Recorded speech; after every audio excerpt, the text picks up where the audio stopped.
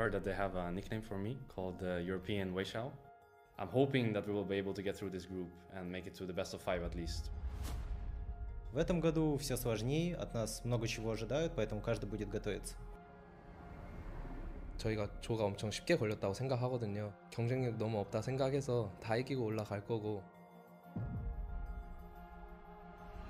最近状态算还可以吧，至少可以走到16强。Creo que podemos hacerle frente a cualquier rival y bueno, me gustaría demostrarlo este año. I would like to verse Team WE because the crowd would be crazy and I'd love to shut the crowd up. 지금 상태를 보면 저는 지금 4강 갔으면 좋겠어요. Obviamente eu espero passar da fase de grupo, é o mínimo que eu quero para mim. Tenemos mucho por mejorar, pero creo que estamos bien para este torneo. Si viajamos tanto, venimos a ganar y vamos a tratar de dar lo mejor. たちがどのぐらい強いか、それを見せるために上のグループステージまで頑張ります。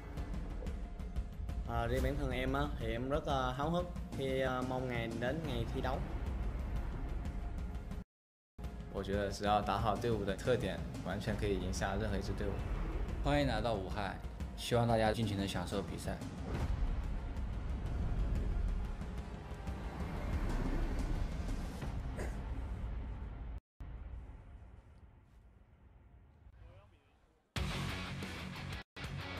好的，现场所有英雄联盟的召唤师们，让我感受一下你们的热情，好吗？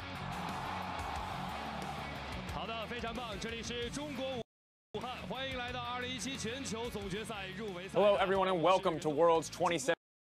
This is Daniel Dracos, joined by Mark Zimmerman and Aiden Zyrene Moon. You're getting a view of the Wuhan Sports Center Gymnasium, where Chinese broadcast host Ren Dong is introducing the players participating in the play-in stage.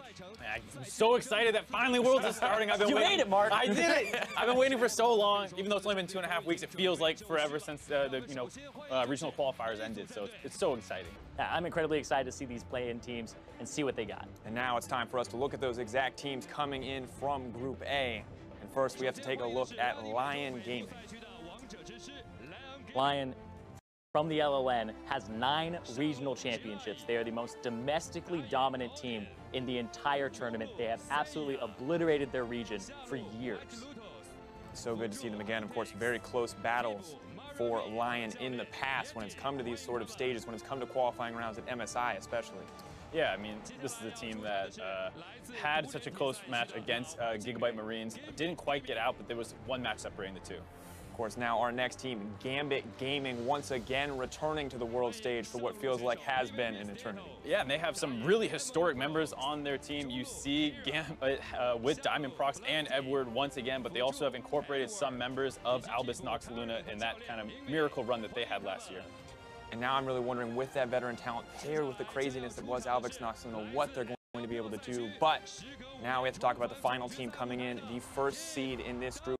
The 3rd seed from China, Team WE. You can hear the crowd just lose their mind. Yeah, hometown representatives from the LPL. They represented the LPL at MSI. Is their first Worlds appearance in 5 years. Last time was 2012, and they were named World Elite back then. Since then, they've changed their name to WE. This is the tournament for them to earn back that title of being among the World's Elite. Once again, the teams from Group A. Excited to see these guys play today. Want to know what they're going to bring to the table. It's a new patch, it's a new meta, and there's so much to see. But now we have to take the next step. We have to look forward as we get ready for the teams from Group B. And this is yet another one I think will be closely contested.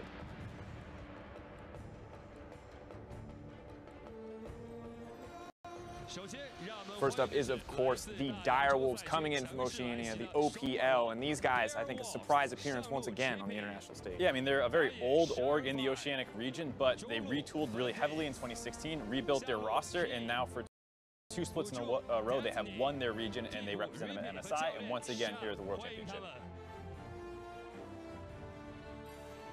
And of course, as we move forward, as we look to the next team, eyes on them, but old rivals of Oceania and the OPL, none other than the CB LOL and Team 1 Esports.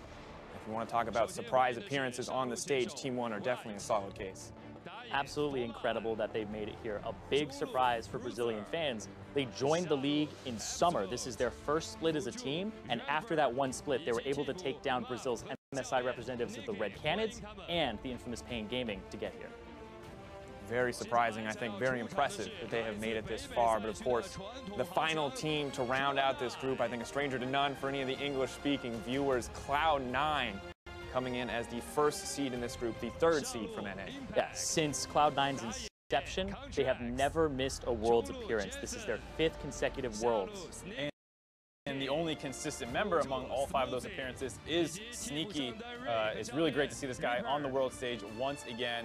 Had a little bit of a rough slip, but he bounced back right at the very end. And once again, the teams of Group B. One last wave to the fans before they take their steps off. They will be playing today alongside the teams of Group A. Really wonder what they're going to show us as well. See what we have in store here at the play-in stage. Move on, of course, excited as ever as we turn our attention now to Group C.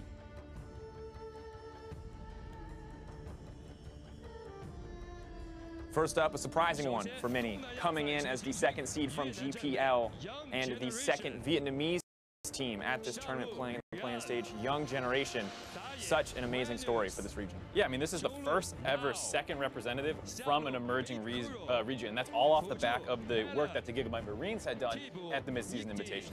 And now it's time for the Vietnamese region to prove off of the Gigabyte Marines' performance. Is it just them, or is it the entire region that needs to be respected?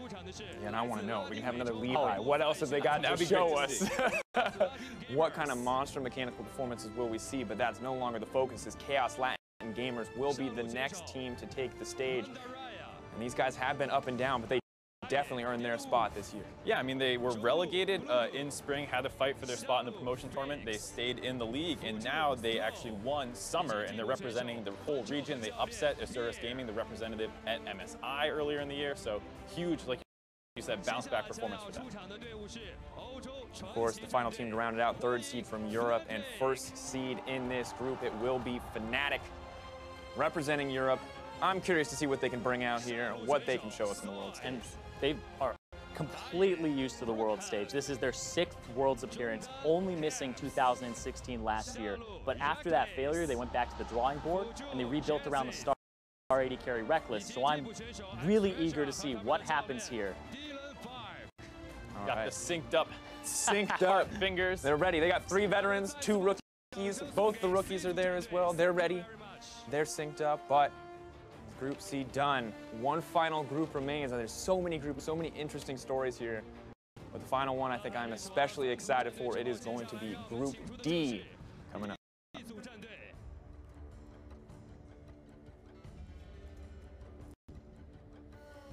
First team on this list, hotly contested as always from the LGL, but Rampage has made the cut this year, taking down Detonation Focus Me to earn their spot. And it's a little bit of a redemption story here for Rampage Gaming at Mid-Season Invitational. They kind of busted out a little bit of the group stage. They did have a good bounce-back performance at Rift Rivals, and they're looking to kind of continue that evolution on the international stage. Interesting to see exactly what their roster can do as well. Dara, Tussle, Tora Moyashi, so many names here for the Japanese audience that they're excited to see. But as we look forward to our next team, this is one I think analysts have been praising, a team that people are very excited about from emerging regions, none other than the representatives from the TCL 1907 Fenerbahce. Representing Turkey, they actually joined the league at the beginning of the year, so after 1 year as a team, they were able to take down some Turkish super teams, Supermassive, and get themselves here. And we're looking at this team as somebody that also imported some players, some 2 Koreans on the roster, maybe some familiar faces here as well. Frozen and Move, of course, stepping up onto that lineup, backed up by the veteran Faldrin. But one final team remains for the world's play-in stage, and that is none other than the 3rd seed from the LMS, Hong Kong Attitude. And this is one I want to see what these guys can do, because they surprised me when they made it here, but they definitely earned it. You're looking at this team, first thing you see is that logo. Instant win there in my book. It's instant crowd favorite. Yeah, but of course the 3rd seed from the LMS, they actually surprised so many people because they had a late season surge. They placed 6th in the regular season, missed playoffs, but then they crushed in the regional qualifiers to get here. Yeah, some people are so hyped up on this team, they're actually saying they're probably the 2nd best representative from the LMS, so this is definitely going to be a team to keep your eye on. Yeah, putting them above AHQ, bold statements all round, but that is going to round it out. That is Group D. The crowd ready now for some games. Remember, we won't be seeing C or D until day 3 and 4. It's just groups A and B that we'll be seeing in the first 2 days. For some final words from our host, Ren Dong.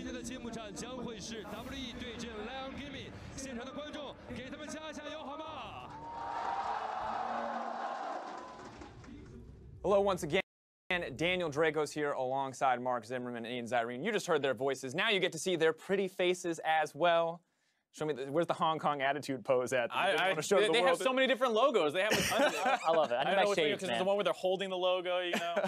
Congratulations as well. This is Mark C's first Worlds appearance, not being on the alt stream. It's a story for so many of the teams, and now Mark Z as just well. the poster boy for hard work and success. Just make it out of groups this time. Yeah. All right. Well, we'll see. Let's get things rolling though with a refresher on what's changed coming into Worlds 2017. First up, we're starting the tournament with the addition of the play-in stage, where 12 teams fight for the remaining 4 Pool 3 spots in the group stage. You just saw them on your screen. To do that, teams will need to place in the top 2 in play-ins and win 1 best-of-5 to earn a spot in groups, which is a much tougher path than we're used to in Worlds before.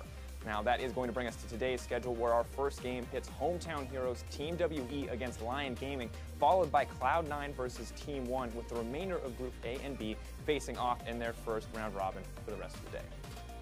Now, one thing to emphasize about this leg of the tournament is that there is really no room for error. Best of 1, double round robin, 4 games to prove yourself on this stage. I mean, that's the big thing. That's only 4 games. If you have one bad draft, you have one bad day, you are suddenly looking at not only potentially not getting out of groups, but even just getting a lower seed is so detrimental in this format. Yeah, and we heard Kira talking about it from Gambit. You don't know what's going to happen here. The guy was on Albus Nox when they played those BO1s. Rocks, Tigers going down, left and right. We're seeing teams drop. You can't drop any games here. And for me, I'm looking at those #1 seeds coming into the group, because they are kind of a shoo-in in a lot of people's minds to make the group stages. So do they show a lot here? Because you have to come in and you have to crush these teams, because you can't drop a single game, but you don't want to show too much. So it's that fine balance coming into the group stage. Trying to figure it out, but of course, the first seed all too important. However, as we look forward, we're going to take a look at Group A and B's Best of the Rift, presented by T-Mobile, America's best unlimited network.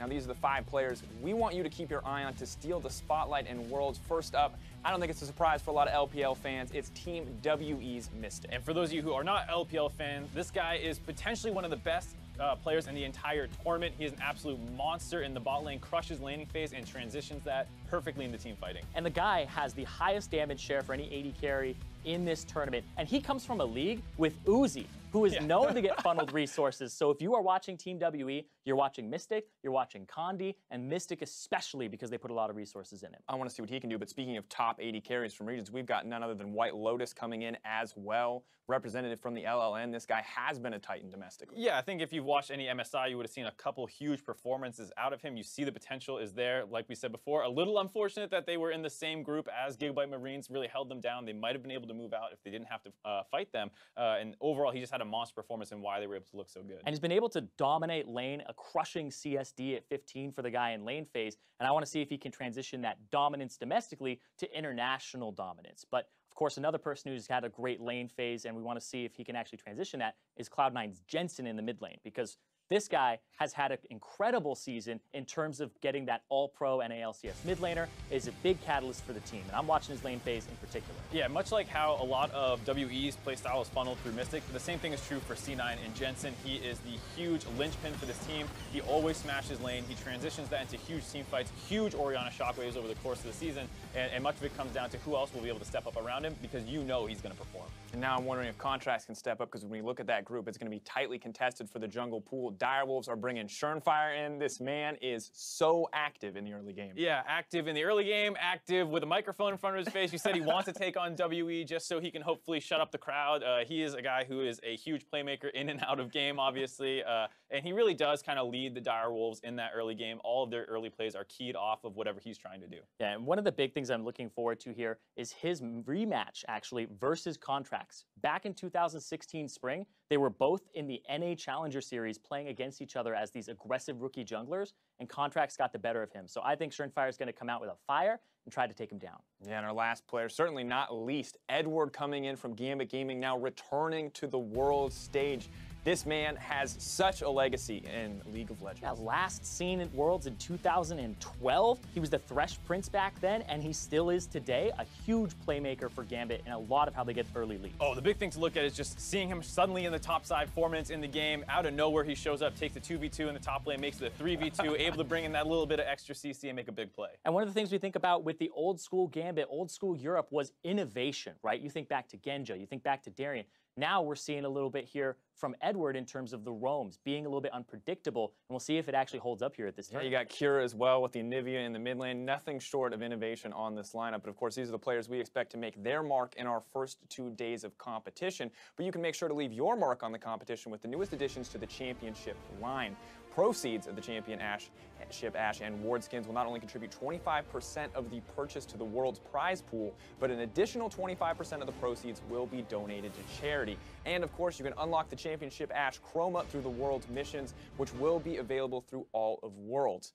But, however, as we look forward, gentlemen, I want a moment to think a little bit about Groups A and B. Of course, I think it's an easy bet for a lot of people to just look at those seed ones, but what is the upset potential here when we look at some of these teams? I mean, each group is a little different. I think sometimes you're looking at, might there be an upset at the first seed position, and sometimes you're looking at who might be the other team to get out. Group A is an example where, like, WE is so dominant and it has 2 great teams behind it. It's going to be a really tough battle to see who can actually get that second seed, as opposed to some other groups where there might be a big upset at the 1 seed. Yeah, if there's an upset in the 1 seed, it completely changes what the outlook of the group is. But looking at that number 2 seed, because 2 teams make it out of each group, remember? So I'm looking at those other teams in those groups to see if there's a really big standout that's kind of overlooked here. My mind kind of goes to, you know, Gambit, what's going to happen there, what's going to happen with Fenerbahce or 1907, you know? Different year. Gotta get the date right. Gotta get the date right, man. But like, what happens with these teams? Because when you make it out of these play-in groups, you end up in a best of 5. That's single elimination. There is no saving you there. And if one team that's supposed to be a number 1 ends up number 2, you could be looking at something like a Fnatic versus Cloud9 to get into the group stage. Yeah, and the interesting difference to me is that we start with best of 1, right? And the strength that you have in best of 1 doesn't always transition to best of 5. So the team that might be best in a 5 could not find a way if they can't find that same strength in the best of 1. I think the big thing, too, is that there's always the World's meta to kind of figure out, and it's one of those situations here where some teams are coming in with crazier picks. You were talking a little bit about, some of these teams, and they're playing things like the Anivia mid, they're playing things like the Ziggs mid, and there's these different play styles, and if you're a team like Fnatic and C9, they usually play more standard, so you can have this big clash of styles in that best of 1 as well. Yeah, this is going to be a lot about playing your style. You prepare for your opponents, of course, but you have to play your style, and you can't let the other team really dictate it, because you can't drop a single game. Yeah, and I'm excited to see what that style looks like. Without further ado, let's kick off Worlds 2017 by sending it over to the casters. Take it away, Captain Flowers. Hello, everyone. I'm Clayton Captain Flowers Reigns, joined by my brother from an EU mother, Andrew Vedius Day. Are you ready, Vedi? I am very ready, and I'm excited to be joined by the hype man himself, Captain Flowers. Now, I know you're a big hype man, but to make sure that you stay hydrated throughout some of the games today, I have brought with me my very own European watering can so that you will always be watered for the early games of Worlds today. Well, we'll water the flowers. We have equipped Baron with his championship armor for our first game of Worlds. Team WE versus Lion Gaming. Taking on to the Rift for the blue side in game number 1. It's Team WE with 957 in the top lane, Condi in the jungle, GA mid, Mystic bot, Ben supporting, and Coach Home. And facing them on the red side, it is Lion Gaming. In the top lane is Droll, their jungler Oddie, mid lane is Saya, their AD carry White Lotus, on support is Gentix, and their coach Yeti. Now, Lion Gaming have a tall task at the start of Worlds 2017 here, not only playing the opening game, but facing off against hometown heroes in Team WE. Yeah, a lot of pressure is going to be on Team WE because China just expects this team to dominate their group. A lot of analysts have predicted it, but the home crowd is looking at WE and saying, this should be an easy group for you. WE is expected to be one of the best teams even coming out from China as a representative, and one of the players leading that is their AD carry, Mystic. You heard them talking about him on the analyst desk, and it's no surprise when you see him playing game. This guy is so consistent. He is so impressive to watch. in those team fights specifically, and I think he's going to be a big contributing factor in the success of this team. And if the most dominant team from the Latin American North League want to pull off this upset against Team WE and against Mystic, it's going to be through their jungler, Audi. It certainly will be, because this guy is the catalyst for success on the side of Lion Gaming. He is what allows players like Seiya and White Lotus to really flourish within their region. But with the recent meta changes, he has been struggling a little bit domestically, because in the past, he used to be known for things like the Lee Sin, the Elise, these early game skirmishes, the snowballers, to get these carries ahead in the early game where they would run away with things. But now he can't do that. He's on things like the Gragas and the Sejuani, which are a little bit slower to play, but he still sticks to that early game style, which can often hurt him. So going up against a jungler like Condi, who's extremely consistent, has all these versatile playstyles, I think it's going to be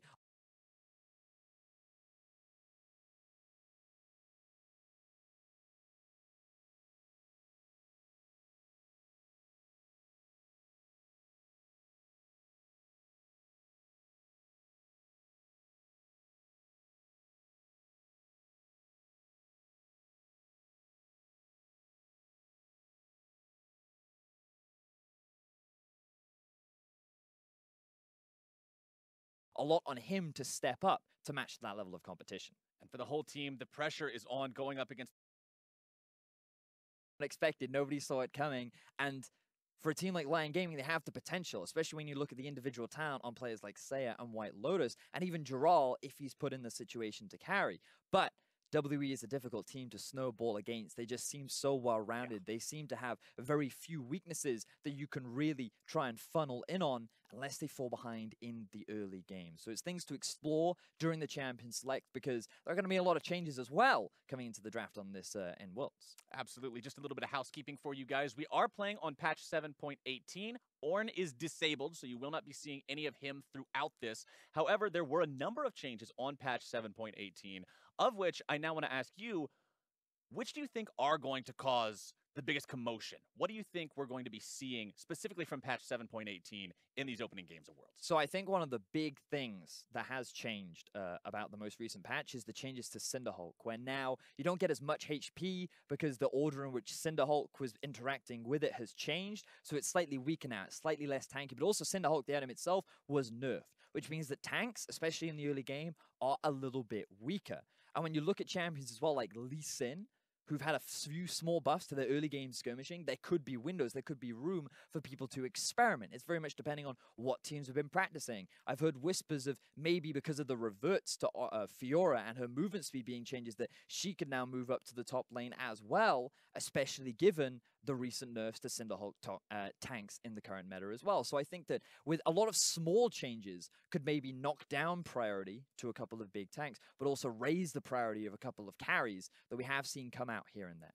I mean, League of Legends is a game of very small number changes being just absolutely central towards how the game is balanced, towards what is the best and what is not the best. I mean, we all make jokes about things like 5 AD, but at the end of the day, those sorts of small changes can have very large impacts on what you see in the meta overall. Small changes to Cinderhulk might see things shaken up a little bit in the jungle there. Also want to comment on the fact that Knight's Vow did get its price reduced, but also its health value reduced. And considering a lot of the junglers that we are seeing in the meta these days love going Cinderhulk into Knight's Vow, just being that supportive style meatball that stands in front of the AD carry and keeps him protected or engages on the enemy team, we might see a little less prevalence of that. We might get to see a little bit of a different approach in the jungle. And if I'm watching some big playmakers, especially in these environments like best of ones, where sometimes you see crazy strategies come out to pull a win out of nowhere, I want to see that. I want to see that. I want to see it as well, Captain Flaps. You got to remember, you talk about these small changes. We saw on this or that, the +3 armor, -3 armor for Gragas and Rengar. Like, there's the possibility for these new champions to come out, especially with Gragas. His hitboxes have slightly changed as well on the E, so it's a little bit harder to land right now. We'll see how teams have adapted to that kind of playstyle. Tristana, very small nerf to her scaling as well. Cassio, a very prevalent mid lane champion that has really been popular throughout the world, has also taken a very small hit, and her early skirmishing may very well be a little weaker. And because of all these small changes here and there, it just makes you wonder, what new stuff have people been practicing? Have they come out with some new creative answers? to some of these strong champions. Like we've seen Jax come out here and there. We've heard Jace, or we know Jace is very popular over in the LCK, but in other regions, has he now become even more prevalent? Not a very big pick that was very strong for a long time, but also it makes you wonder, how important are these art and sensor supports going to be? Is that going to be the priority? Do you want to insta-lock that Janna, or is something like the Alistar? Do you want that tanky front line? Maybe you put the tank in the bottom lane and then you bring out junglers like the Ivan, who also had a very small buff. And as you rightly said, like, it's just so many small increments, like all over the shop. It's all about how different teams interpret that patch and how their read on the meta and what they see as strong and weak. And, you know, we talk about these champions that we've seen some of so far, and these picks that we commonly see as evergreens that almost never fade out of the meta unless they've just been completely nerfed. At the same time, I'm really hoping at least some point during this tournament, we get to see something that feels almost completely out of left field. Like, wait, where did that come from? I didn't even think of this as a pick in this situation. Those are one of my all-time favorite things to see, because then you go into the game and you get to leave that game with a very distinct feeling. You either have that feeling of, so this is why no one ever plays this, because it's terrible, or you get to think, could this be the beginning of a new way of the meta being shaped? And it's great that you mentioned that as well, because one of the picks that immediately comes to mind is Jungle Ezreal. And the reason why I mention that is because the players on your screen right now, Team WB, they brought out the Jungle Ezreal during the LPL playoffs, and it wasn't as successful as they would have liked, but the fact is they were willing to bring that pick out. They were willing to try it, and it just goes to show the level of depth that players like Condi does have. He is the type of jungler that can play that early game style where he can snowball his mid laners to give them that massive lead. Like, think back to SKT where they ran the Lucian mid and everyone was like, oh, they brought it out. They brought out that innovative pick. They just camp mid, they set up GA for success, and they smash SKT in a very convincing fashion. And Condi, he can also play those scaling junglers, and that's why a lot of our focus as well was going to be on the answer on the other side. How can Oddie stack up against him? Will he be able to find a pick in the current meta that really complements his style and set up his hyper carries in the form of Seiya and White Lotus to be able to succeed and compete with this LPL powerhouse? And, you know, talking about a team that has beaten SKT convincingly, that is not just something that you can brush off and say, oh yeah, I guess we did this one thing this one time. That's a hell of a statement to be able to make. And if you're going up against a team like this, if you're the representative from the LLN, if you're Lion Gaming going up against Team WE, this is not one of the kinds of teams that you're normally used to going up against in your international competition experiences, simply because with the play-in stage being introduced to Worlds 2017, you're getting to see more teams compete at Worlds than would previously be competing. You're getting to see different types of matchups, considering the third seeds from these larger regions are playing in the play-ins as well, like you're seeing with Cloud9, like you're seeing with Fnatic, like you're seeing with WE. So some of these teams that are normally going to compete in what previously would have been wildcard qualifiers and things like that, they're now going up against some bigger fish. It'll be an interesting experience. It'll be one where they really have to step up their level of play, especially for a team like Lion Gaming, which has been so historically dominant in their own region. But it's also just one of those things where you get to prove yourself, right? Exactly. Because when you're Lion Gaming and you're 9-time champion domestically, that's like Hall of Fame worthy, right? Like, no matter what you say about the region, to win 9 times in a row is a very impressive feat. And when you look at players like Seiya specifically, he's been on that team for all 9 championships, right? That is such an incredible achievement to make, but it doesn't mean as much when you come to these international tournaments and you're going up against these Chinese representatives and you think like, I want to be able to prove that it's not just domestically. I can compete on this international stage. I can challenge GA, the dude that put Faker a step back, right? Like, being able to just get these small achievements and just putting the pressure on these considered major regions is definitely a big achievement, and something that all these teams are working really hard to do. And when you look especially at Group A, a lot of people consider that the group of death, right? Gambit, Lion, WE. Like, it's really exciting, and you never really know what you're going to get in this best-of-1 format with a brand new patch as well. Plus, like we heard on the desk, not only is it a best-of-1 format, it's a best-of-1 format with 4 games that you get to play. 4. If something goes wrong in one of those games, maybe if you're having a fantastic game and then you end up having a minor slip-up that causes you to throw the game, that might throw your entire chance at moving on in Worlds. Every single one of these games, these teams have to be taking seriously. They have to have it at the forefront of their mind, be seriously focused on what they're doing. This isn't a time where you can just get complacent and say, okay, we're worried about the next step. We're worried about the next game. Each one of these games, these teams are going to have to be well prepared for. And it's all about how well you are prepared for the meta specifically as well, because if you don't read quick enough that there's this really strong champion that everyone can take advantage of, then you can very quickly fall behind. mind, but we don't have to talk about it anymore because we're going to get to see some of these really strong champions that some of these teams have been preparing. And I'm really looking forward to seeing how the drafts go between some of these squads, especially from different regions, because there's a lot of times, and we saw it, I don't know, there was this little thing that happened, I don't know if you remember, it was called Rift Rivals. Right. And in Rift No, Rivals, what happened? we got to see some examples of things happening, like teams from regions that don't normally play a certain champion, like LeBlanc out there, and they wouldn't ban it, and then it would go through, and then representatives from other regions were able to play that champion incredibly well. You wonder, how will they adapt? How will they deal with these picks that they aren't normally used to dealing with?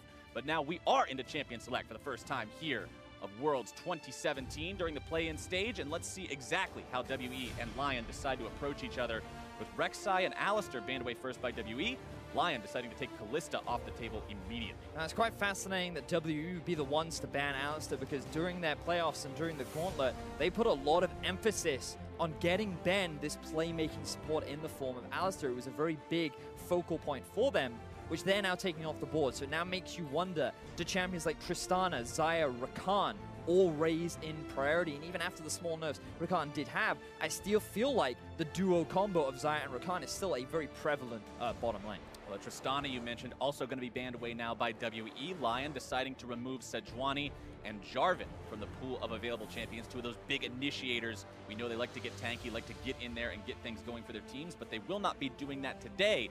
Xayah picked up by WE, first pick of the tournament. So in terms of the meta right now, things are looking very stable, not a huge big shift. The only real surprise may be this Rek'Sai ban from the side of WE. But with the early lock-in from Xayah, you're already setting us up for a very powerful bottom lane for WE. Something like a Thresh would be lovely to complement that. And Lion, they're already responding. They're going to play a little bit more defensively, locking themselves in an early Braum. Braum locked in for Lion means they're going to have that support power down there, that disengage ability.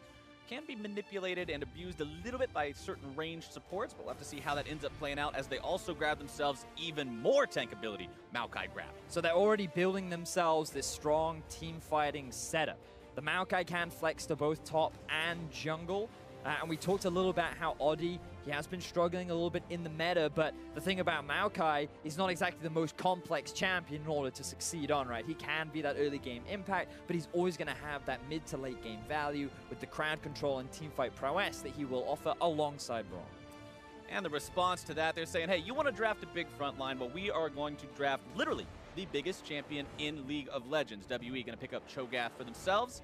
Now thinking about exactly what they want to complement that with before we get into the next part of the bans.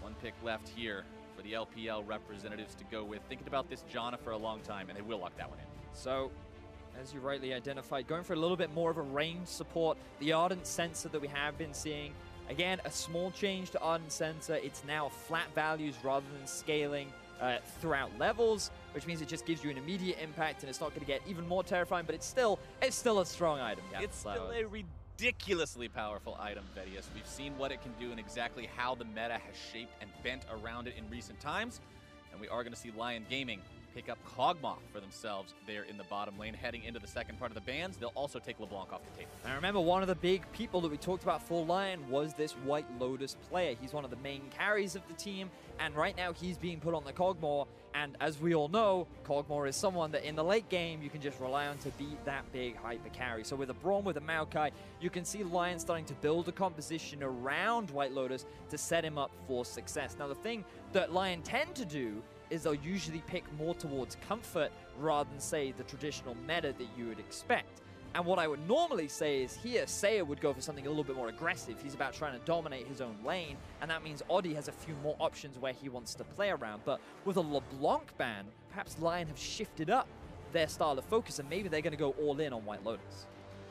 One more ban left to go for each side, seeing exactly how they want to finish shaping this champion select. Galio banned away by Lion, so taking off that big tanky frontliner as well as the ability to support from such a long way away, utilizing the power of the hero's engine. I feel like Orianna is the key pick right now for Lion's strong laner, provides great utility, can be both defensive and offensive with regards to Kog'Maw, and it will give you that additional bit of damage if Kog'Maw is not off to the rolling start that you would like him to have during the early lane phase. Well, we're into that last part of the picks here. Both the Shen and the Karma taken off the board by Team WE, so preventing some of that Protect the Kog'Maw classic composition that might have been the idea there for Lion. But now Lion still has plenty of options left to go. You said you're potentially expecting to see something like an Orianna here, but Syndra is what Lion decides to lock in as their mid lane. Now, the thing that I love about Syndra is her ability to set up ganks. The QE combo, the stun, makes it so easy for a jungler to just walk in, get the follow-up CC, a level 6 Syndra hits you with an ulti, boom, that's a very quick kill. You then gain pressure in the mid lane. Yes, it's not as good at peeling for your AD carry, but we go back to what we were talking about with Seiya as a player. He likes to be a carry too, he likes to be a playmaker. He's a 9-time champion regionally, and he wants to prove that he can compete with GA on an international stage. Gragas, the 4th pick, locked in here for WE. More frontline capability for these guys, more initiation potential. We know how much a well-placed explosive cast can do to completely change a game or change a team fight. The ability to separate multiple targets, the ability to pick someone off like that can go a long way. Let's see if WE can execute on that one the way they want to, as they also lock in Corki, 5th and final pick. So, Team WE, they're going for a bit of a... I'd say that the big thing I can see about Team WE's comp right now is they have no reliable way to engage. Yes, you have the Gragas, but remember, on 718, he has had a slight nerf to the hitbox on his E and his engage power, which means that, especially when you're going up against things like a Braum and a Maokai and a Lee Sin as well. There we go, Vedius. That's what you were talking about. Mentioning how, with the nerfs to the Cinderhulk, maybe the drift away from those tanky junglers, and especially with the Lee Sin buffs recently on 7.18, we might get to see Adi on those playmakers. Oh, this makes me so excited, Captain Fast. But let's just focus in on WE, because we were talking about how their main and only engage really is the Gragas or a potential flank coming out from the Cho'Gath. But aside from that, you're very much about sieging, poking. You have the Corki, you have the Xayah, and in these late game fights, it's all just going to be about who can kill the enemy front line sooner. Because you have the Kog'Maw going up against the Cho'Gath and the Gragas, and then you have the Corki and the Xayah going up against the Maokai and the Braum. The big difference is going to be Lion and this mid-jungle duo, Syndra Lee. So much potential for snowballing that mid lane. We talked about how they could play around White Lotus, but I think their attention is going to shift a little bit more in this game. And you've also got to be a little bit concerned, or at least aware, if you're the Cho'Gath in this situation. I mean, what is the traditional weakness of picking this Cho'Gath? Even when everybody was saying, wow, this champion is so strong, people were saying, yeah, you're really great, but you're really vulnerable during the laning phase. People can gank you, they can set you behind, and if you're up against somebody with great setup CC like a Maokai and a easily executable ganker like a Lee Sin, there might be possibility up there as well. Sky's the limit for Adi in this game. You said it yourself, this is the guy who's going to carry. If this team will win, let's see if he can do it. I'm excited, Captain Flies. It's the first game of the World Championship, Team WE versus Lion Gaming. Adi is playing an early game carry jungler, Seiya on the Syndra, and Team WE, they're going for a little bit more of a reserved composition. They're going to be looking to just play the slow early game, and Condi, his goal is going to be just trying to stop Adi from getting that snowball roll. Right, keep that Lee Sin under control. Don't allow the early gank machine to get up and running the way that it wants to.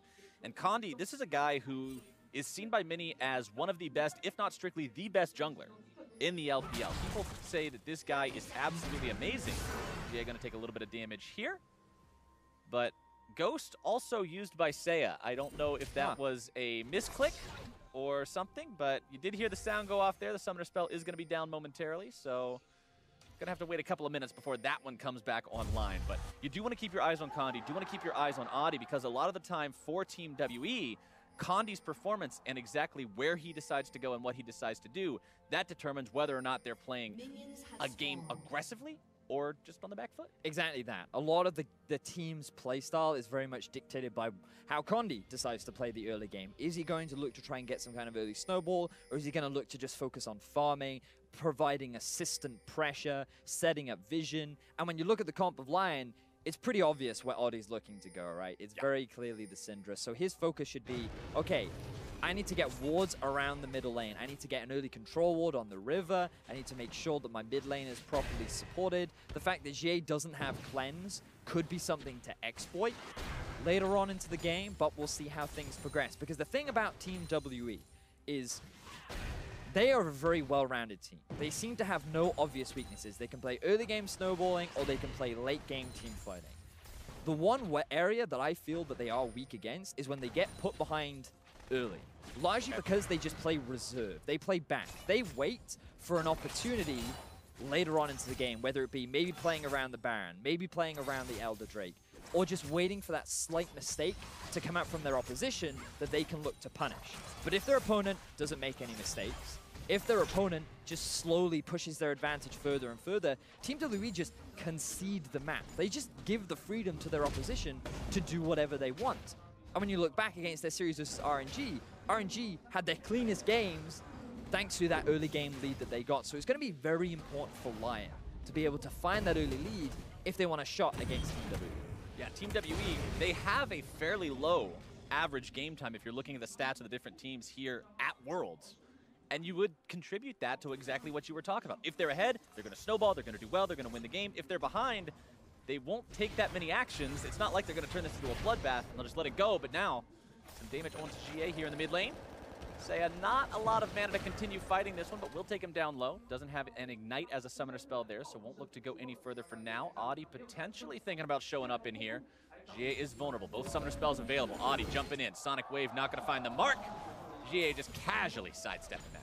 You've also got to keep your eyes on Condi. He is very aware of where Adi is. He was stealing away some of the Raptors, but there was a ward on there reading the play. Now Adi and Condi just going to butt heads and make way. So Adi not able to find any early success as of yet, but there's still plenty of the early game left to go. Condi doing his best to try and punish as a collapse happens down on the Lion jungler.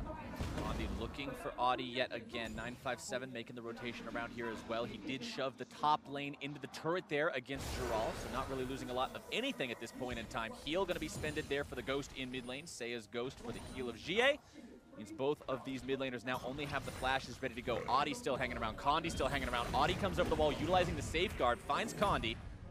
Sonic Wave lands, Resonating Strike not going to be going in. They're not going to commit. They don't want to run the risk just yet. GA is fairly low, but Condi has that slight health advantage in the early game. It's going to force Adi back. So junglers return. Vision will spot Condi out once more. And Giral, he's coming for the collapse. Giral is going to go ahead, prime this situation with that enchanted sapling into the brush. Make sure he gets extra damage should they decide to fight in this area. 957 just walking himself right back up here into the top lane. And I mentioned how the Cho'Gath is vulnerable to ganks early, but if he does not get ganked, if he does not get pressured, he's very annoying to deal with. He can shove the lane very easily. He's got plenty of AoE. Adi now trying to smite to get his HP back. Condi walking back up in his face yet again. Condi just trying to get himself involved in as much as possible early. So we've been talking a lot about the junglers in this early part of the game, Flowers, but we've also got to take a look at some of the other lanes, like down in the bottom.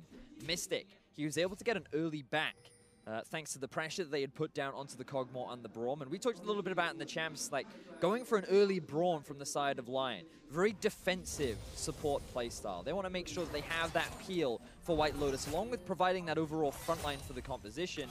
But he struggles during the laning phase. Janna and Xayah, they're a very powerful duo, especially when you have that additional range support. You get shielded, you get that bonus AD, things just get a little bit awkward for the Kog'Maw. So thanks to that early push, they were able to get an early back, but they weren't able to actually afford a pickaxe, which means that he's now only sitting on the double longsword, which means that he's likely going to go for a very early Essence Reaver, very likely an early Core Fields to get that early bit of AD and cooldown reduction. Meanwhile, White Lotus on his first back, going to go ahead, grab himself the Berserker Greaves, a lot of extra attack speed, extra movement speed as well to escape any difficult situations or run down someone if they find themselves in a lead. Saya hitting level 6 now on the Syndra. You were talking about how you wanted to see focus on this mid lane from Lion Gaming, see if they can make something happen there. Once Syndra has that ulti, that's just that much more of a green light for these guys to look for that. And remember, the heal is down. Keep your eyes on Adi gaining vision control around the bottom half of the map. Ideally, he wants to just drop a ward around the Raptors so that he can prepare for a possible counter gank from Condi. But he is afraid right now. He doesn't feel confident enough to try and make that sort of play. And WE, they're reading exactly where Adi is on the map. You got to remember, Condi, he is this kind of jungler that knows how to play that early game style himself. He's very cognizant of what Adi is trying to do, and I feel like that he is reading his enemy jungler fairly well so far in this early game. Has done a good job so far preventing Adi from getting anything done. You saw him following him around both the mid lane and the top lane before. Mystic and Ben shove their opponents up underneath the turret down here in the bottom side. And remember, Lion Gaming, this is a team that in their own region. 9 championships back to back to back. I'm not going to repeat it 9 different times, but you get the idea. These guys win all the time. And a big reason they do that is because they are simply better than their opponents when it comes to laning, when it comes to individual player talent. So going up against WE here, doing a good job so far, staying relatively even, but falling slightly behind in farm in the bottom and top lanes with a lead for themselves there in mid. The big thing about Lion, though, that I've seen in particular over the last split is that they're no longer reliant on having that early game snowball advantage that they have been so dominant with over several seasons because of the shift in the meta, as we talked about during Champions League. That means that they've improved their ability to play the map. They understand better how to use pressure in terms of lanes. They know when they should set deep wards. They're much smarter about when they choose to pick fights, and because they've been forced to adapt, that has allowed the team to grow. But the issue is that so far within their region, there is yet to be a team that can truly challenge this superstar lineup domestically. And that's where we see the opportunity for more growth when they come to these international events. Because remember, Lion, they went 4-2 in their group at MSI, but they ended up dropping to the Gigabyte Marines, who ended up representing their region exceptionally well during the group stages at MSI. But they seem to have learned from that. And from hearing from the players, they really want to prove to themselves that they can go up against WE, but for WE, they're just the clear favorites in their group. Some even argue that this is the best team representative from the LPL. Which is interesting, right? Because you don't expect, when you're sending 3 representatives to Worlds, one of those representatives has to play during the play-in stage, the other 2 did not. You're not expecting the one that has to play during play-ins to be the one that people are favoring. Exactly. But like we've talked about, WE, a fan favorite team, a team that a lot of people have a lot of faith in, star players in both Mystic and Condi. Right now, still no kills on the board yet, about 9 minutes into the game. Package is armed and ready on GA.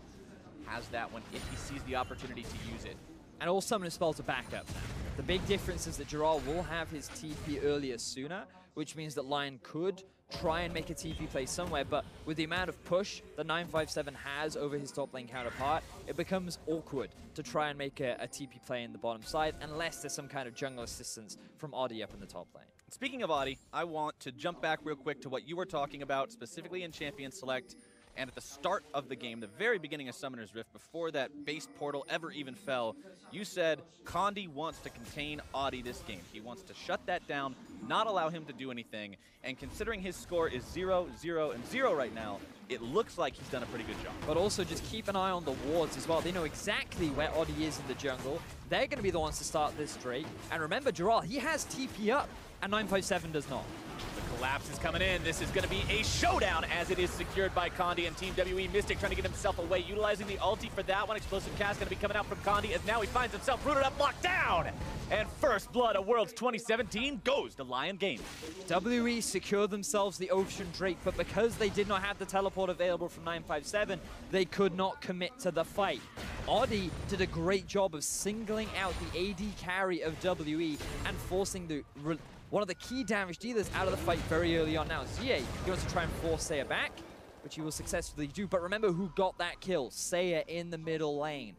He wants to get ahead in the early game, and by picking up this kill, it's a great way to start. So, Audi, you'd think that he wants to commit here, but he doesn't. His eyes are all on Mystic. He wants to shut him down, but unfortunately for him, his Q runs out as Mystic flashes away, and Condi gives away his life to guarantee the safety of his carries. The TP came through from Gerald as well, and while the top lane tower will take a fair amount of damage, Lion getting that first blood is going to be a big confidence booster coming into game 1. They did get the first blood, but remember their opponents did secure the Ocean Drake, and this early into the match, that can do a lot for you, making sure that you're able to stay sustained in those lanes, have your health and mana bars a little bit more topped off. And just look at the gold, Vedius. Even though 600 gold's worth of first blood money went to Lion Gaming, WE is still in the lead. Yeah, and I feel like a fair amount of that is due to the difference up in the top lane. You can see a slight 300 advantage going in the favor of 957. But also, the biggest disparity is coming from the supports. Yep. Funnily enough, when you play that Ardent Sense of support, one of the big things that people say is the reason why it's so strong and so easy to get is because of Coin. Coin gets you a lot of sustain during the laning phase, but also just gets you a lot of gold. And there were a lot of discussions around, are we going to see the barrier heal in the bottom lane to get the Ardent Sense even faster, along with the Relic Shield sort of build. But right now, he's doing a perfectly fine job. He's well on track to get that early yard and center. And the thing is, it gives Mystic a much stronger early game power spike. So once Gioi completes his Trinity Force, and once Mystic completes the Essence Reaver along with an ardent sensor, WE are going to say, we're actually quite happy to fight right now because our top lane tank is good, our 2 carries can do damage, and so far, Lion have not been able to get the sort of early snowballing that they initially wanted. Exactly. When you compare the gold between these two supports, even though the farm between the 80 carries is relatively even, as now we've got a fight breaking out, exhaust down onto White Lotus, root out onto Genthix. Stun comes down onto Mystic as he continues pressing this forward. Minion wave going to find itself being slammed into the tier 1 turret here as Condi shows up to continue to scare these guys back. 957 teleport is available. Giral does not have his. Tornado flies off and Lion will hold the line for now. We also saw Gioi moving through the river, and we have to come back to this vision control that is in favor of WE. They have lit up the bottom side of the map with just blue wards. They have control wards in the river and the entrances. They make sure they have control over the Scuttle Crab, and they're all about getting this early bottom tower. Lion are really struggling to find an answer, and they're just going to have to concede. Yep, Team WE going for that objective-based gameplay. They're saying, you can have first blood, we're going to take the first turret instead. Ending up getting the for themselves. Hanging around, clearing away as many minions as possible, letting the turret eat up as much of that value as they can before taking it down, and that will bring WE up to a greater than 1,000 gold lead here 13 minutes into the game. So now, you would expect both the Ardent Sensor and the Essence Reaver to be completed for WE. Gioi is on track to complete his Trinity Force, and everything is looking very positive for WE. We're yet to see Oddie have the level of impact that we wanted to see after himself picking up this Lee Sin. Lee Sin did have a few minor buffs to his shield, particularly in the early game, making his trading and skirmishing that little bit stronger, and combined with the Cinderhulk nerfs, tanks are a little bit weaker, but Conley's just controlled him through vision. He's made sure to get deep wards and defensive wards to be able to track what Oddie is doing, and as a result, the rest of WE have been able to respond accordingly, and Oddie just has not been able to find success as of yet. Oddie still looking to make some kind of a play on this Lee Sin. Flash nearly back up, has the Dragon's Rage available too. With those spells both up and running, you will be able to see a lot of playmaking potential out of this champion. Giral hanging out up here, firing off the ulti against Mystic and Ben just as a zoning tool to clear these guys away and provide an opportunity for Lion Gaming to grab the bottom tier 1 turret against their opponents. 957, the only man standing down here trying to stop this one. Nothing he can do except throw a Rupture in there and walk away as Lion Gaming ties the turret count. Love the play from Giral there, because he realizes that WE are much faster on the play. They're already at the tier 1 in the top lane, and Lion were yet to really get significant damage down onto that bottom tier 1 tower. So by clearing out the wave, by sacrificing his ulti, he allows Lion to clear it out, and now they can start moving up to challenge this Rift Herald, so Lion can try and stop WE from just running away with the map. Problem with trying to stop this, though, you have to remember that Gioi does have the package available. TP also going to be used by 957 here, but the rest of Lion looking to collapse onto him. Rift Herald still going to be taken down. 957 caught out alone. Going to be juggled around. His package comes in through Gioi. Going to go over the red buff wall. 2 roots down onto the remaining members of Lion in the top side. They get separated, and Audi goes down. Gioi going to be forced to flash away from that one, escaping the stun from the Scatter of the Weak as WE gets themselves out. It's a 1-for-1, but they found the Rift Herald. So it looks like an even fight, but WE are the team to walk away with the Rift Herald. Another advantage gain, and now their eyes are straight onto this mid lane tier 1. White Lotus has gone back to base. They don't even need to use the objective as they hammer down onto the final outer tower from Lion. A bit more damage coming through there. Stun finds its way onto Mystic, but he's still got his Janna nearby, keeping him safe. Infernal Drake has spawned. This is always that highly contested neutral objective that nobody wants to give away for free. TP going to be used by Giral. He will have the ultimate up momentarily for this fight. Condi still looking to burn that Infernal Drake down. Is going to be secured by Team WE. Mystic going to be kept alive. An extra moment by Ben. Does get himself away. Genthix and the rest of Lion still looking to close in on these guys as the Cat Cavalry arrives. The root comes down onto Ben. He's going to be stunned up yet again. The damage comes through. White Lotus going to be grabbing that one as the artillery will find the double kill for White Lotus. Lion are finding all of these kills onto Team WE, but they're not translating into objectives. They have a minion wave in the bottom lane. They have 5 members. You have Oddie flanking from the side. They could finally look to get themselves another tower as WE falls short. Lion wanting to pull the trigger here, but 957 holding the line with the Ruptures and the Screams. keep these guys away for now. White Lotus taking an extra tower shot on his way out, and Lion is going to be stopped. Exactly what you said, Vedius. They find the fights, they find the victories there, but where's the prize? Exactly that. WE are just so objective focused in this game. They realize that at this point in the game, before they'd been able to spend their gold, they are not strong enough to win that 5v5 fight. So they just want to take as many objectives off the board as they can. They've done a great job with the early towers. And here, perhaps they got a little bit too greedy for the Drake. But initially, things look very good. Mystic is able to, thanks to the ultimate from Ben, back away, uses the Blade Caller to just buy a little bit more time, but the Maokai ulti, you're in Maokai's territory, he locks you up. The double stun coming out from Seiya as well allows White Lotus to just catch up and rain hell from above, allowing this Kog'Maw to now pick up 2 kills. And just look at who's got the gold on the side of Lion right now, Flowers, because that is a 1-0-2 Syndra, a 2-0-2 Kog'Maw. Rageblade, Morello, now completed for Lion's 2 main hyper carries. Lion are setting themselves up for success. They have gold on the people that they rely on to succeed, but WE are still in control of the map. They have more towers, they have more overall gold, and their composition is still scaling just as they would like. Team WE with that 2,000 gold lead now, pushing up into the jungle of Lion Gaming, wanting to get down some vision. Instead, Mystic losing about half his HP nearly instantly. The damage coming out there from Seiya, like you said, with that Morello Namicon completed, along with the Sorcerer's Shoes. He's a serious damage threat to these squishy carries on the side of Team WE. We'll have to see what WE can do with the rest of this lead. They have been playing the better objective game so far, but they do have to worry about that Rageblade Kog'Maw. But just to give some context, this whole goal lead is entirely on the supports. Mid, AD, top, and jungle are all so even. It is all about that Janna and how much of a gold advantage she has over Gentex, which means that coming into these next few fights, these teams are still very even though the gold lead does not suggest that. And that just makes this so exciting. The fact that Lion, the clear underdogs in this first game of the World Championship, are so far holding their own in terms of the fights. But WE truly turns on in the late game fights. That is what they're known for within their region. That is what they've been able to dominate so many other teams with, and it is Mystic, the guy we highlighted at the very start. He is the main teamfight prodigy that gives so much success to Team WE. And we mentioned it earlier, talking about how Condi's early game performance is what determines the tempo of Team WE throughout the game. This isn't a team that was saying, okay, we need to get ahead of the Kog'Maw early. We've got to win earlier, the whole game's lost. This is a team that said, control Lee, scale, and wait. Yep. And right now, they're controlling Lee, they're scaling, and they're waiting. Exactly. And you look at things like their Baron taking potential. The thing about Cho'Gath, an extra smite is always handy when playing around the big purple worm.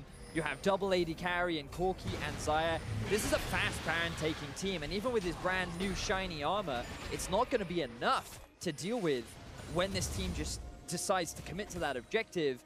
And it's going to be the onus on Lion to make sure that they don't lose control around that Baron, because right now the vision difference is stark in favor of WE. At the same time, though, we can't count Lion out of this one. Like you said, impressive so far to see them going toe-to-toe with a team like WE. And they do have that 4-1 kill lead so far. They have been playing the fights well for themselves. Of course, those fights have been breaking out because WE is starting off on the objective. Lion has been closing in, catching them between both the Lion Gaming team and the objective that WE has already started. We may have to see how that story changes if these guys get in just a straight-up 5v5 brawl.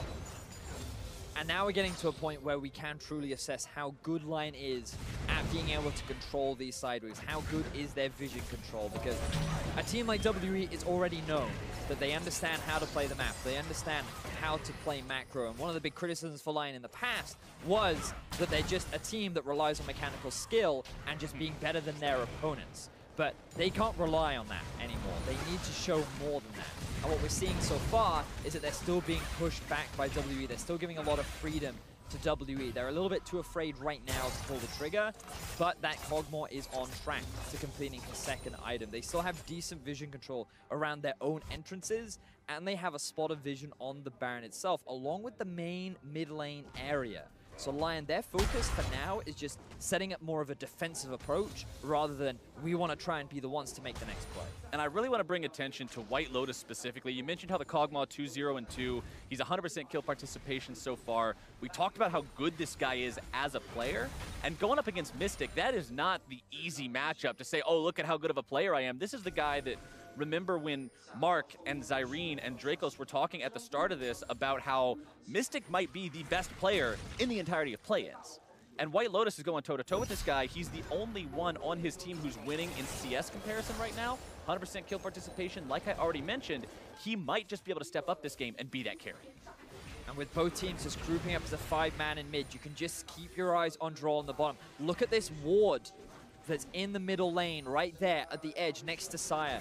That could be a huge flanking ward as WE and the squad try to push up into the middle lane, giving Lion that opportunity to force a fight. But WE, they pull back. They don't overcommit to the middle lane. Their eyes are on this potential third Drake, setting up for the Elder.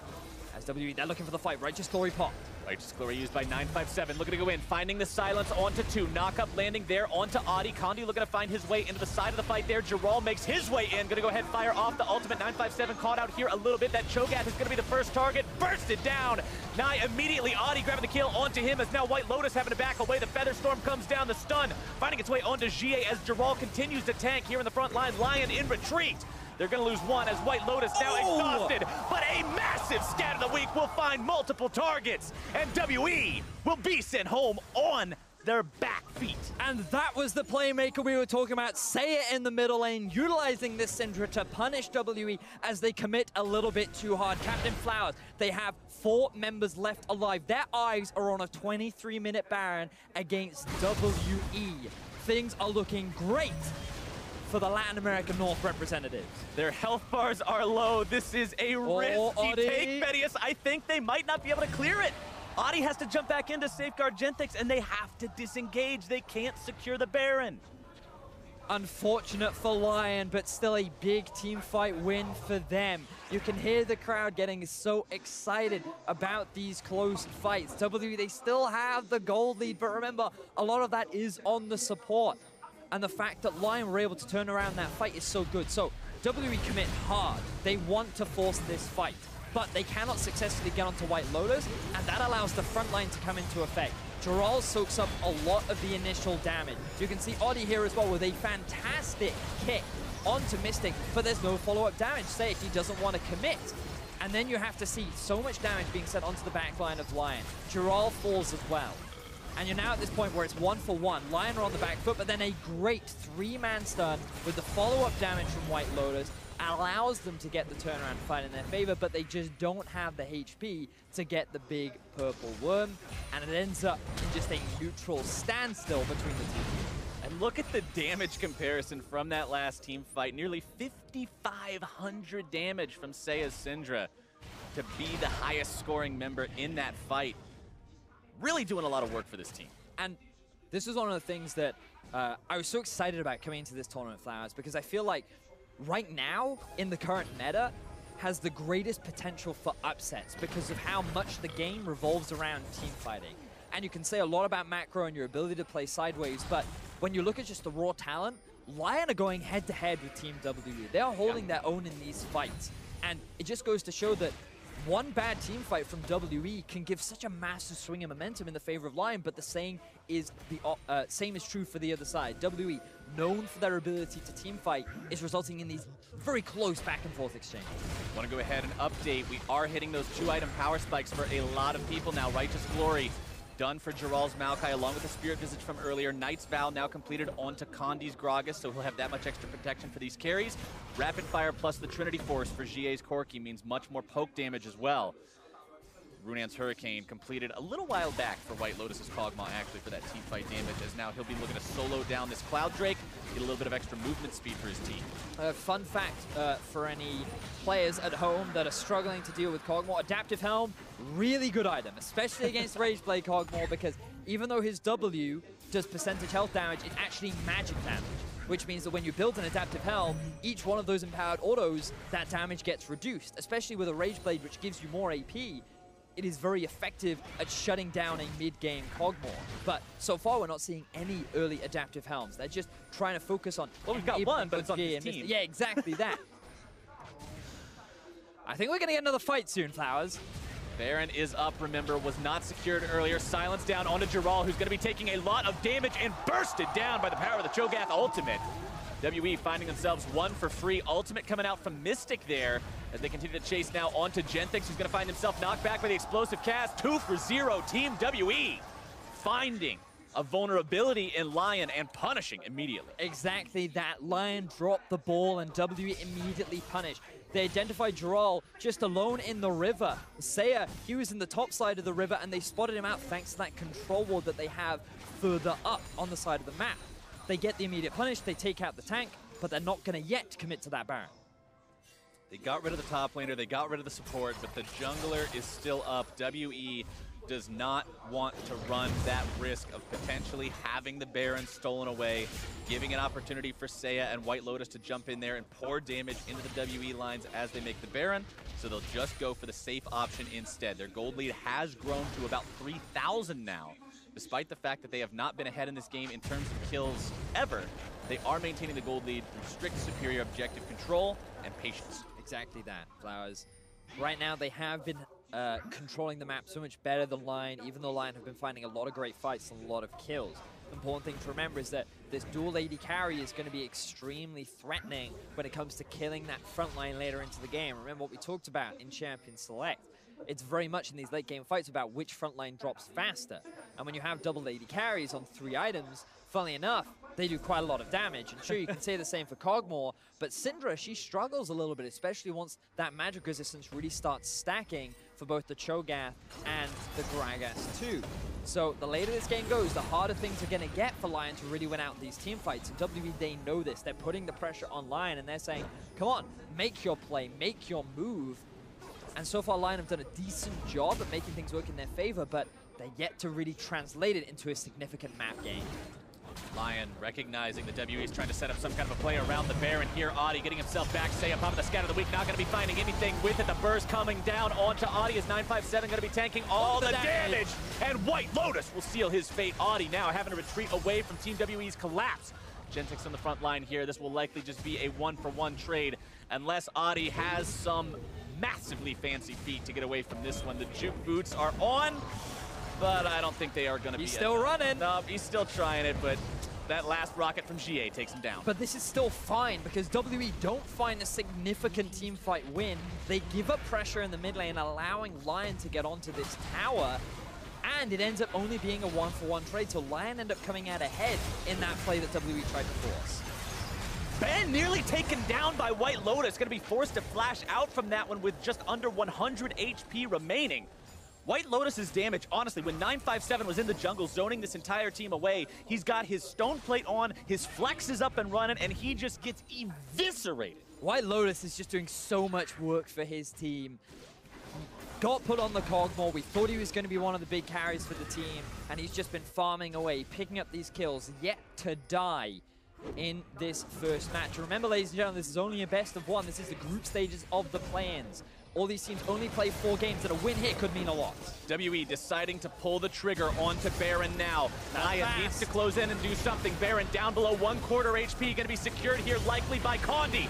Secured instead by 957 is now. WE might find themselves caught between a rock and a hard place. Giral on the front line. Is Condi going to be potentially taken down next? Mystic trying to get himself away, but he's going to be picked off. It's 3 for 0 for Lion Gaming, but the Baron still up and running on the solo laners for WE. WE, they knew they had the Cho'Gath. They knew they could secure the objective, along with the fact that Audi was dead, but Lion were in the better position to fight. The Kog'Maw was completely untouched, and Audi even got a flank onto Mystic. Lion, yes, they lose the Baron, but they are consistently winning these fights, Flowers.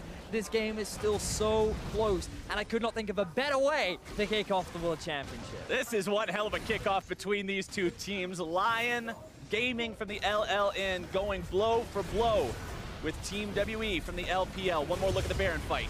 So Oddie just gets there a little bit too late. But WE, they're forced in the back of the pit, and they're just trying to disengage, while the rest of Lion, they're just focusing down the front line. Then they're like, oh, your front line is retreating. That means I'll just hit the AD carry into the front line and make him the primary target for White Lotus. 6-0-5 on the Latin American North superstar right now. He's completed his third item, working on his fourth. And we talked about how things are going to get hard for Lion in the late game. Well, if things keep fighting, if fights keep going this way for Lion, they're not going to struggle at all. Now let's keep in mind, Baron is still up and running on both GA and 957. So they will have that for another 2 minutes to potentially utilize as a pushing tool against Lion Gaming. And WE has been good at controlling objectives so far. It'll be up to Lion to stop that and find an opportunity to do another one of these immaculate team fights that they have showcased so far. The time being, though, they're on the retreat as WE controls the area around this next Drake. It will be yet another Infernal. Maokai Ultimate going to be fired off, seeing who they can potentially catch out here. Kondi going to be rooted up by the very edge of one of those cats, White Lotus. Taking a lot of damage early on, but not as much as Kondi. A rampage for Seiya. 957 now going to be stunned up first and down before he can do a whole lot of anything. Seiya grabbing himself the double kill. They managed to take Ben down as well. Audi nearly going to be killed, does get taken down. White Lotus attacking the Infernal Drake. Stunned down onto GA. Both damage dealers still active for Team WE. Gerald trying to zone these guys away. Seiya also going to be on point. Secured the Infernal Drake for Lion.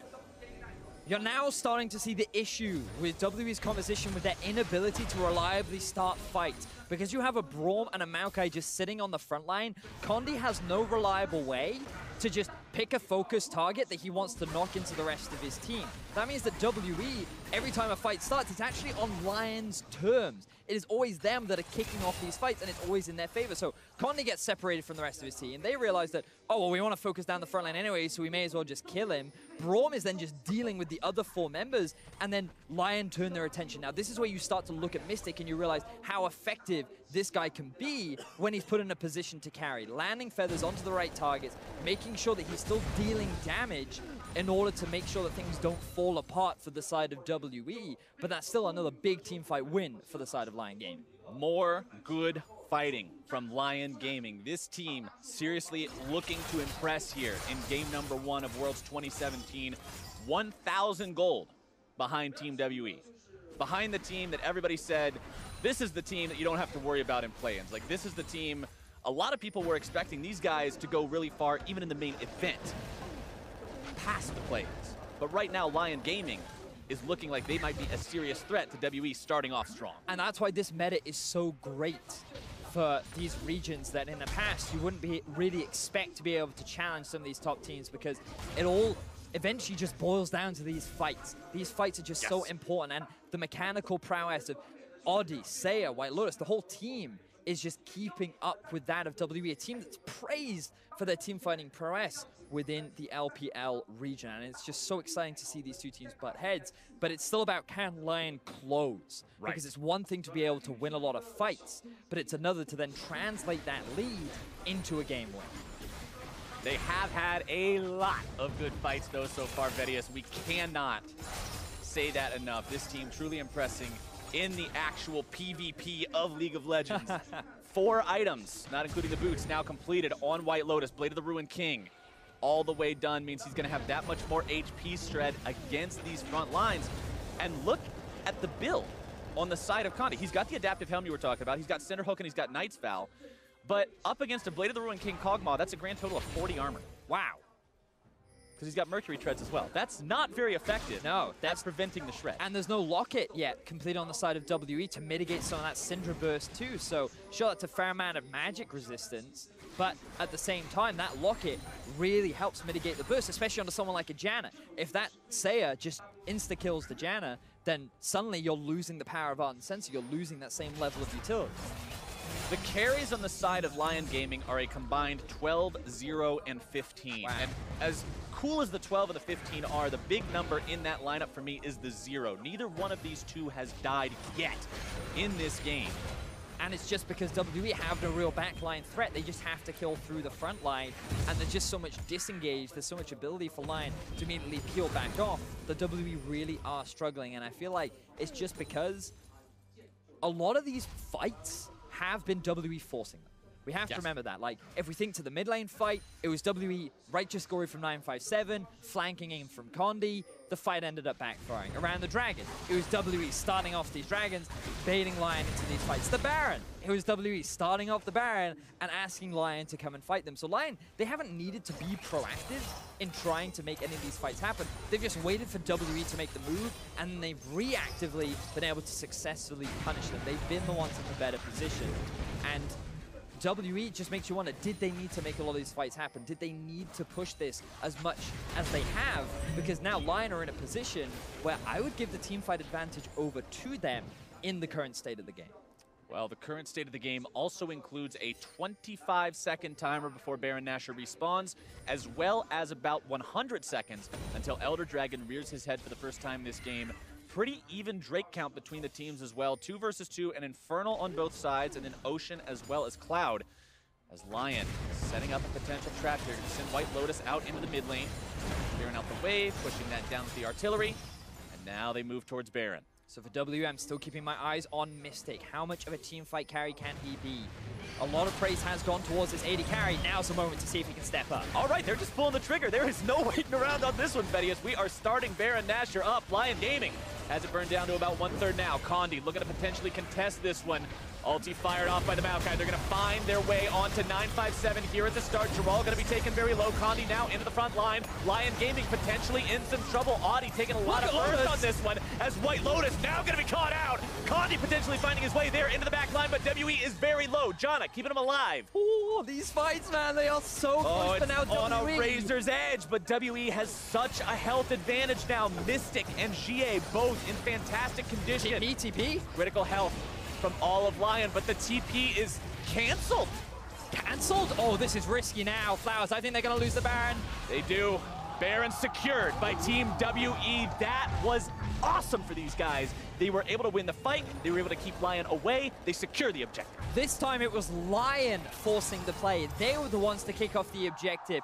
The fight looked so good for them initially, but WE get the turnaround. They do not lose their tanky frontline. Cho'Gath does not end up dying. They almost kill White Lotus, but there was enough peel from Genthix and Giral to keep him alive. But because of all the low health members, they're the ones then to commit to the Baron. They have the TP on the Cho'Gath. He then rejoins the fight, and they take that Baron down. They now have their eyes set on the Elder Dragon too. They have 2 Drakes in their favor. Can Lion answer this big objective?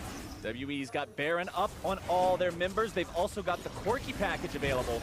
This is not something you want to run into if you're the side of Lion Gaming, and they will not contest this, but now they're staring down the barrel of 2 massive buffs up on WE at the same time for the next 2.5 minutes. Oh, WE, they've come back with a surge. Their composition is very strong at this point in the game, and Lion, they're the ones on the back foot. They're the ones going to have to demonstrate if they can find another fantastic fight as WE looks to break into the base of Lion Gaming. WE with nearly full builds on those carries as well. The damage threat is very real.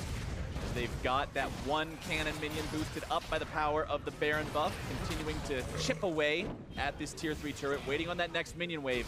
And then you will likely see these guys moving up, trying to break into this base of Lion Gaming. Just keep your eyes on the top and bot lane as well. They don't have a wave yet from WE, so they only have the options of pushing in mid. Lion are doing a fine job defending, but that tower is slowly being chipped away. More and more damage flying out. Remember, you get 135 true damage over 3 seconds from the Elder Dragon burn when you've got these 2 Elemental Drakes under your belt. Team WE in a good spot right now to continue this push, keep threatening onto this. That mid lane tier 3 now down to about 1/3 HP means the next wave could be the one where they decide to go all in. Then coming up right behind the rest of the team, GA on the front line pushing this one down, and WE will march straight into Lion's territory, kick in the front door, and take the inhibitor out with. So Lion recognize that, you know what, it's not the end of the world if we just lose our middle inhibitor. They have an Elder Dragon, they have Baron empowered minions, they have a gold advantage. Let's not risk losing the game right now. Let's just accept the losses, know that WE cannot punish us anywhere else, and we'll just try to come back later on. WE, they're in a great spot right now. And how this game has shifted, Vedius. We were talking about how Lion looked stronger for the time being. The gold gap was slowly but surely closing. Lion looked like they were in the driver's seat. And then the Baron fight doesn't go their way. WE knows exactly how to play it to keep them away and make sure the situation goes their way. And with that Baron, they demonstrate the strength of this team in terms of taking whatever they can and translating that into huge leaps and bounds in terms of getting that lead bigger. And now it's a 7,000 gold difference. Yeah, that's pretty significant. But at this point in the game where most of the players are nearing full items, you have to start looking at that gold and you're like, how much value does it actually have? The real value is going to come from these neutral objectives like the Elder Dragon and the Baron. And as long as Lion can stall out so they don't lose that much more, the next respawning of these big objectives is where things are really going to get tense. I feel like the next Baron spawn is going to be where the game is decided, because WE, they're going to struggle to really push onto these towers. They have a lot of poke from the Corki, but there's so much pick threat from the Syndra. The possibility of a flank from Oddie or Giral is always there. So Lion, they're a threat. They're just waiting to pounce an overextended WE. A lot of pressure here on White Lotus and Seiya both to find the damage against this WE frontline. The last fight, the fight at Baron, they weren't able to bring them down in time, and it allowed WE to turn things around and find that big momentum shift that we were just talking about. WE also, a lot of pressure on these guys. Remember, these are the hometown favorites. This is the team that all the fans out there are expecting these guys to run away with this, stop this game, win against these guys. And right now they're looking like they're in a better and better spot as time ticks on to find that win. But they've still got to close it out. White Lotus taking a lot of damage from that single crit out of GA, returning a little bit of pain of his own, finding another living artillery there on the back end of that skirmish. Cask thrown up into the base gate. WE playing this one very slowly, very safely. You talked about how Lion didn't want to commit to any sort of a fight in their base against a Elder Drake Baroned up team, didn't want to take any excessive risks. WE not really wanting to do the same either in terms of structuring this push. Structure not finding its way onto White Lotus there. 957 going to be losing about half his HP. Syndra ulti used on Condi and barely even going to take off a quarter of his health. Not a lot of gain for a pretty large cooldown to have down. Mystic and GA are both feeling a lot safer. Now look at the number of people that have just gone back from the side of Lion Gaming. Only White Lotus here, and he's afraid of getting engaged upon by Condi. So WE using this as an opportunity, along with the pushing wave in top and in mid. Their eyes are on this tier 3 tower in the bottom lane as they continue their push. Palace been used by Ben there to speed the team up a little bit. Seiya popping the ghosts. Lion not finding their engage. WE know that there's a big minion wave top, and they'll guarantee themselves that tower if they just keep the pressure up bot. They're now utilizing all 3 waves to just slowly siege into Lion, but look. White Lotus gonna be knocked up. Silence knocked around a little bit. The CC continuing to come out. Mystic now in the retreat. Giral coming in from the side. Lion will chase WE back. 957, the one who loses most of the HP there. But Lion does not want to chase it out any further. Genthix nearly taken down, also has to retreat back into the base, and the inhibitor turret will fall. The long siege from WE paying off now as Giral finds his way in onto Mystic, forcing out the ulti from the Xayah immediately. 957 still on the front line. Cask thrown out to try to disengage this one. They continue to look for more. White Lotus again, got to be so careful. Low on health, low on mana. Not really any way to stop this take, and the second inhibitor will fall. So, WE finally take that second inhibitor down from Lion. Their defense is not strong enough to keep the LPL representatives out of their base. They also lose the tier 2 top lane tower. And now the Baron is respawning. The objectives for WE are so clear. They know exactly where to move around the map. And Lion, they're struggling to find the fights themselves. Because Oddie cannot get a successful flank off, it is very hard for them to really kick these fights off in their favor. Remember, a lot of the fights they were winning, again, was because WE were the ones starting things off, and then Lion could respond. But now everything is in WE's court. They're the ones controlling the side lanes. They're the ones with control over the vision, and they're the ones looking to take control over the Baron. And you know, Vedius, we talked about how WE is the kind of team who plays safe, win behind. They're the kind of team that waits for their opponents to make a mistake, and now Lion may have made that mistake coming out this far. WE definitely not behind at this point in time, though. When they did feel like they were behind earlier, they waited for Lion to go for that Baron, and then they punished Exactly what you would want to see out of a team that likes to play methodically like this. Now Baron and Elder going to be an issue again very soon. Elder not live yet, but Baron is on the table. Lion cannot afford to just give these away. Now remember, the mid lane inhibitor has respawned. Lion, notice the Baron started. They have TP up, they're gonna force the fight. Baron below half HP, but now it's gonna be Gie diving into the fight with the package there into the back line. Now Lion's front line trying to tank up the carries on the side of Team WE, but Gie's grabbing the rampage onto the support player. Condi dropping next as Seiya tries to kite himself backwards. White Lotus potentially gonna be caught out here. The shutdown from Mystic. As Lion now losing that Kog'Maw means they have very little to resist the four-man push of Team WE, Baron or not. The victory march is coming. White Lotus was CC'd for so much of that fight. He could not output the damage. Seiya this late into the game could not match that of GA. WE play the fight beautifully, and they're going to take game one in the World Championship. The home team makes their statement. It was a little bit rough getting here, but they have managed to close this game out 47 minutes in as the Nexus turrets fall, and WE will claim the first victory of Worlds 2017.